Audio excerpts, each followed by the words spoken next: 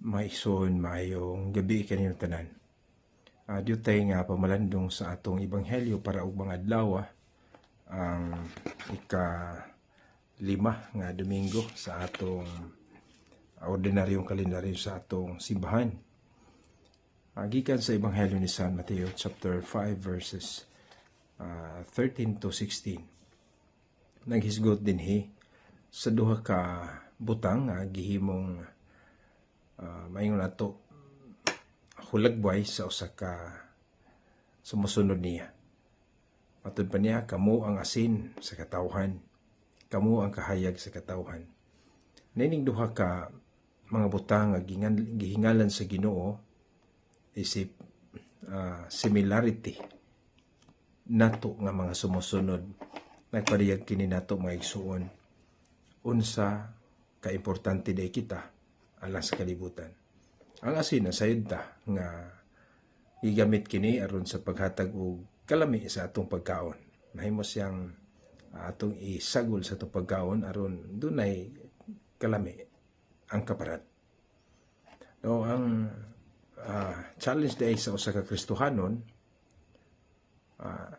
kung dunay higayon abi na sa mga panahon nga medyo wala na'y kadasig, wala na'y lami ang kinabuhi, wala na'y lami ang kalibutan, wala na'y lami ang sitwasyon.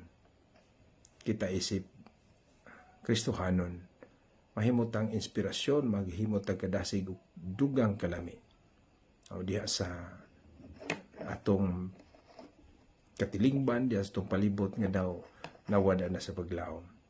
At the same time, nga nahimo kitang kahayag. Lisod kaayo ang kinabuhi sa kangitngit, ang kinabuhi sa kadautan o sa sala. So mo nga ang usa ka Kristohanon, siya ang mugdanag, siya ang mughatag og kahayag.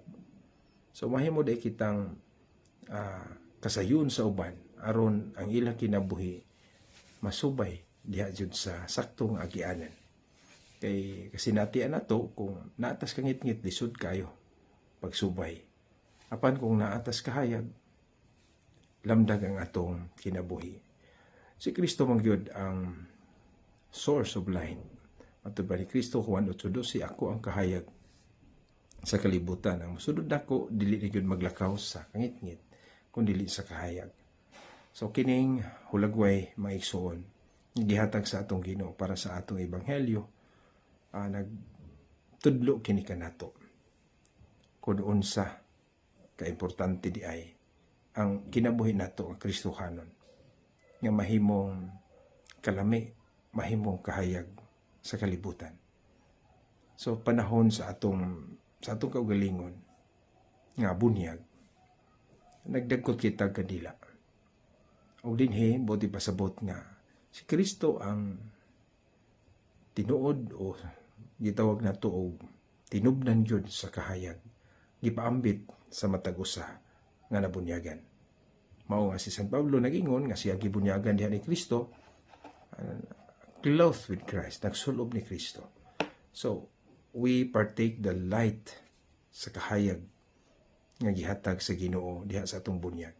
Therefore, isip mga binunyagan, our challenge is to light the world, to make our own light, the Christ in us, nga kanunay nagsiga. Kung panahon galing nga mo gamay kini o mapalong, si Kristo mismo na pa ang kahayag.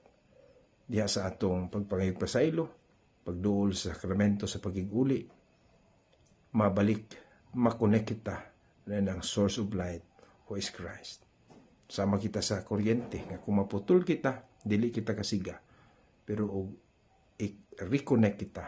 Pinagi sa grasya sa Ginoo, pinagi sa pagpasaylo sa Ginoo, makasiga na usab kita. Kini ang hagit nato mga igsoon. Kita tanan kasi nati siguro kita kagitngit or naputol ba kita. Mao nga mingit-ngit ang atong kinabuhi. Pero dili kita magpawala sa paglaom. Ang Ginoo andam mundagkot pagbalik sa iyang kahayag aron kita mahimong tinuod nga kahayag o asin sa kalibutan. God bless.